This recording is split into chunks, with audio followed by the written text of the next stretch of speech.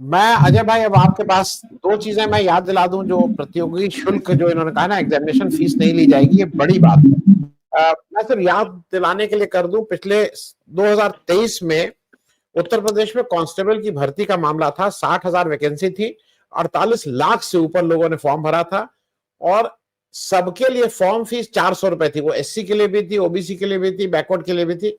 करीब करीब 200 करोड़ रुपए उत्तर प्रदेश सरकार ने कमाए थे। मैं ये बात इसलिए क्या, और उसके बाद फ्री कुछ नहीं था। जो बस, ट्रेन, टैक्सी, पेट्रोल, ये सब जो लग रहा था, ये तो अलग से खर्चा हो ही रहा था। मैं ये बात इसलिए कह रहा हूं कि ये एक इंपॉर्टेंट है कि गेम चेंजर हो सकता है। लेकिन इसके साथ साथ ये जो यूथ को तेजस्वी बिल्कुल यूथ के आइकॉन के रूप में यूथ के साथ रिलेट कर रहे हैं अपने को। दो तीन चीजें अगर आपने चेंज देखा, अब राहुल गांधी की तर्ज पे तेजस्वी, कन्हैया, सब लोग अब टी शर्ट पे ही घूम रहे हैं, तो उनका करेक्शन ज्यादा है।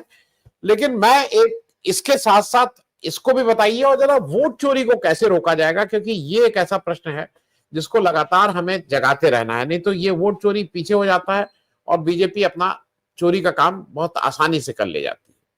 अजय भाई। सभी को, पैनलिस्ट को नमस्कार और हमारे प्यारे दर्शकों को नमस्कार। मैं इसमें एक चीज कहूंगा कि एक बड़ी अच्छी चीज ये हुई है कि कांग्रेस पार्टी का ही ये इनिशिएटिव था और उसके बाद में आरजेडी और तमाम दलों ने मिल करके उसके लिए प्रयास किया कि तमाम देश भर से कांग्रेस ने अपने एक्सपर्ट्स को बुलाया और उनके जरिए बहुत ज्यादा जो बूथ को संभालने के लिए जो एजेंट्स बनाए जाने के लिए संभावित लोग थे, उन सबकी एक ट्रेनिंग कराई है, उन्हें एक बताया है, उन्हें बहुत कुछ सिखाया गया है।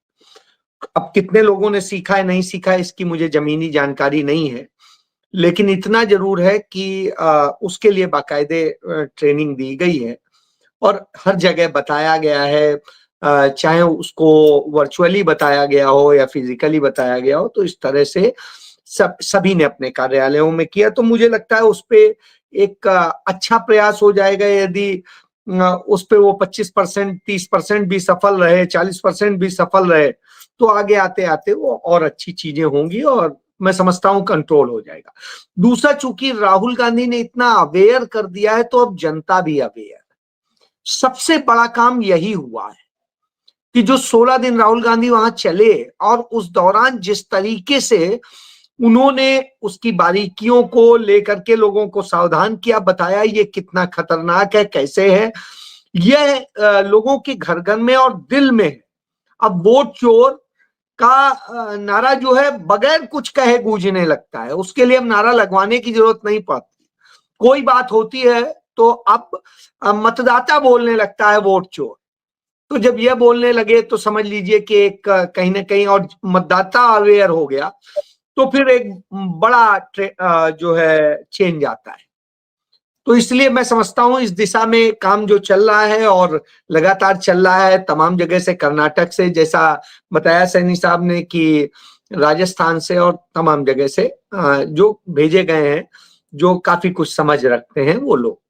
उसके अलावा भी तमाम लोगों की ड्यूटीज लगाई गई हैं अवेयर करने के लिए। तो ये अब वो कितना होगा नहीं होगा, वो जमीनी लेवल पे करने की जिम्मेदारी चूंकि तेजस्वी की है और वहां पर राजेश राम की है, तो वो लोग किस ढंग से कर रहे हैं। हालांकि कन्हैया कुमार की पूरी जो जेएनयू की लॉबी है वो लगी हुई है, वो अवेयर कर रही है। उसके अलावा चूंकि अल्लावारू जो है, मैं समझता हूं कांग्रेस का सबसे अच्छा जो फैसला रहा वो अल्लावारू को वहां का प्रभारी बनाना रहा। और उनके बनाने से क्या हुआ कि दो चीजें बड़ी हुई। एक तो कांग्रेस जो कहा जाता था आरजेडी की जेब की पार्टी बन गई थी, उससे एक तो अलग उठ के वो अपनी आइडेंटिटी को लेके आई, और दूसरा उसने अपने आप को उस तरह से खड़ा किया कि नहीं, हम अपने मुद्दों और उनको लेके लड़ेंगे, हक को भी लेके लड़ेंगे। इसीलिए राहुल गांधी ने बिल्कुल अपने आप को स्पष्ट कर दिया था कि जब टिकटों का सारा फैसला फाइनल हो जाएगा, चीजें फाइनल हो जाएंगी, उसके बाद ही मैं आऊंगा।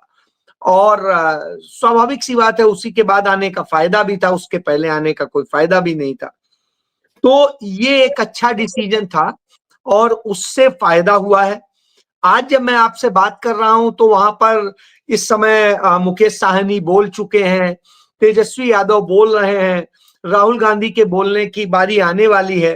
पूरे जोश के साथ में जनता वहां मौजूद है और जो वहां मिलने का शुरुआती दौर का हाव भाव देखा वो बिल्कुल स्पष्ट है कि मतलब इतना बेहतर तालमेल मुझे लगता है कि शायद कम ही देखने को मिलता है। और जिस तरह से एक सबके मन में एक आदर भाव है राहुल जी के लिए, वह भी एक बहुत अहम है, क्योंकि सबको पता है कि जितनी घोषणाएं आज की गई हैं या जो कुछ है वो राहुल जी के एजेंडे पर ही है, विजन पर ही है। क्योंकि आप इसको यदि जब ओम सैनी जी बैठे हैं तो वो बताएंगे, राजस्थान में वहां की सरकार ने, जब गहलोत की सरकार थी तो ये किया था कि एक बार ही सिर्फ आपसे लिया जाएगा, क्या कहते हैं, जब आप नौकरी के लिए आवेदन करेंगे तो एक बार रजिस्ट्रेशन का पैसा लिया जाएगा और उसके बाद में जब आप उसके लिए परीक्षा देने जाएंगे तो आपको वही अपना प्रवेश पत्र दिखा करके फ्री होगा, यात्रा फ्री होगी और आपको ये होगा। दूसरी चीज, 25 लाख का स्वास्थ्य बीमा का सबसे पहला प्रयोग, सफल प्रयोग जिसे कहूंगा, वो राजस्थान में कांग्रेस की सरकार में हुआ था, गहलोत जी की सरकार में। 500 का गैस सिलेंडर देने का भी जो शुरुआत हुई थी वो भी उन्हीं के ही समय में वहीं हुई थी। इसके अलावा बिजली बिल से लेके और तमाम चीजों को लेकर के जिस तरीके से किया गया था, वो सारे प्रयोग कांग्रेस ने अपने तमाम राज्यों में किए हैं। और इसके अलावा स्कॉलरशिप देना, जिस तरीके से मदद देना, लड़कियों को मदद देना, ये सारी योजनाएं कांग्रेस ने अपने राज्यों में इंप्लीमेंट की हैं। वही योजनाएं अब कंपाइल करके और बेहतर रूप में, परिष्कृत रूप में और बिहार की जरूरतों को देखते हुए बना करके जिस ढंग से लाया गया है, वो यूं ही नहीं लाया गया है। लोगों को, बहुत सारे लोगों को लग सकता है ये हवा हवाई होगा, मुझे भी शुरुआत में यही लगा था, लेकिन जब मैंने डिस्कस किया कुछ सीनियर्स से और समझा तो मुझे पता चला कि राहुल जी ने कई जो है इकोनॉमिस्ट से बात की और उनसे बात करके और ये पूरी प्लानिंग उनको सौंपी और उसके बाद में ये जो तेजस्वी का प्रण है वो कहीं ना कहीं आया है, क्योंकि राहुल जी अपने आप को इसमें वो नहीं फंसाना चाहते थे कि कह दिया जाए और हो ना, क्योंकि राहुल गांधी की छवि आज तक तो यही है कि वो जो कहते हैं वो करते हैं।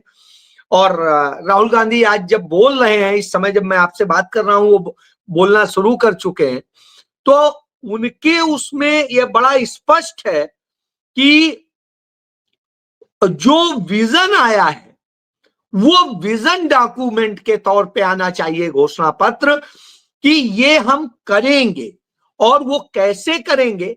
अब ये कई बार लोग पूछते हैं, तो साहब ये नरेंद्र मोदी से तो किसी ने नहीं पूछा था कि 2 करोड़ रोजगार कहां से दोगे, नौकरी कहां से दोगे, और वो दे सकते थे। सच्चाई है कि वो दे सकते थे, उन्होंने नहीं दिया क्योंकि पीएसयू बेचने थे, तमाम उनको सिक करके और सब करके बेचना था, बिजली बेचनी थी, ये बेचना था, वो बेचना था, इसलिए नहीं दिया, नहीं तो दे सकते थे।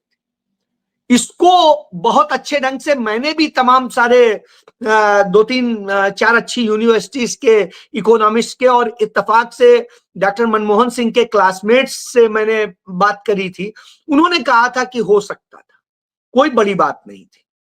तो अब करने की मंशा हो, कैसे करेंगे उसके लिए, क्योंकि उन्होंने ये नहीं कहा है कि जिनके नौकरी मिली हुई है, उन्होंने कहा है हर घर को देने की बात कही।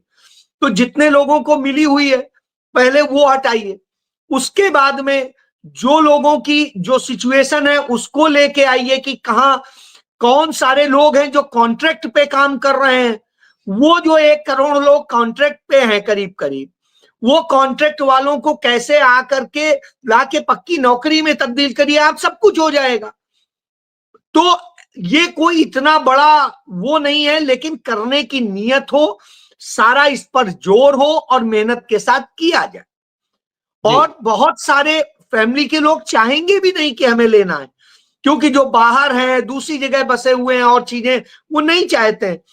तो ये भी स्थितियां हैं। तो इन सब को देख के फिर योग्यता का एक पैमाना है, उस जगह तक तो आना ही पड़ेगा, मिनिमम तक तो हर किसी को आना पड़ेगा, चाहिए।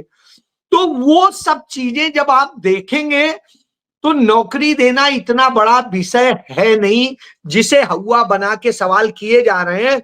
मुझे लगता है इससे ज्यादा मूर्खता की बात हो नहीं सकती है। सरकार यदि चाहती, आप देखिए जब पंडित नेहरू ने भाखड़ा डैम बनाने चले थे तब भारत का बजट कितने रुपए का था और कितने का डैम बनने थे, और एक भाखड़ा ही नहीं बनना था। चाहे भाखड़ा के अलावा चाहे उड़ीसा में हो, चाहे आंध्र प्रदेश में हो, चाहे कर्नाटक में हो, चाहे गुजरात में हो, तो ये सब बनाने के क्रम चल रहे थे, तमाम पीएसयू बनाए जा रहे थे, तमाम चीजें की जा रही थी। आप लोग कह देते कि अरे कहां से आएगा, करके दिया ना। तरीके होते हैं, सरकार यदि सचमुच सदनियत से सोच ले तो कर सकती है। तो मुझे लगता है एक बेहतर विजन डॉक्यूमेंट इस घोषणा पत्र के जरिए प्रस्तुत किया गया है, जो एक सकारात्मक विचार रखता है। मैं समझता हूं यदि 100% नहीं भी हो पाया, 70% हो गया, 60% हो गया, 80% हो गया, बहुत बड़ी उपलब्धि। नरेंद्र मोदी का 2014 का घोषणा पत्र उठा के देख लीजिए, 10% भी तो पूरा नहीं हुआ है। और जो 10% नहीं कर पाए 11 साल में, वो दूसरों पर सवाल उठाएं तो बड़ा अजीब सा लगता है। जिन्होंने खुद जंगल राज को जन्म दिया हो, उदाहरण देखें, जो गुजरात का जंगल राज था, गुजरात की नफरत की दुकान थी। आज जो गुजरात में वसूली रैकेट चलाते थे, खुद सबसे बड़े माफिया थे, तड़ीपार थे, आज यदि उन्हें जंगल राज कह रहे हैं तो साहब फिर जंगल राज की बात करने वाला अपने आप में, और सारे अपराधी जितने 22 क्रिमिनल्स को जो टिकट दिए गए हैं उनमें 70% को तो इन्होंने ही टिकट दिया। तो अब पूछिए ये 70% को तुमने टिकट क्यों दिया इन अपराधियों को, जो खूंखार अपराधी हैं, जो आईएएस अफसर तक को मारने वाले को दिया है।